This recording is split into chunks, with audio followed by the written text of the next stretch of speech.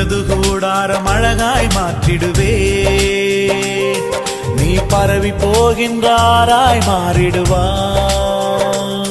உன்னை வாசனை வீசும் சந்தன மரமாய் நாட்டுவே உன்னை வாசனை வீசும் சந்தன மரமாய் நாட்டுவே என் யாக்கோபே என் யாக்கோபே என் யாக்கோபே பயப்படாதே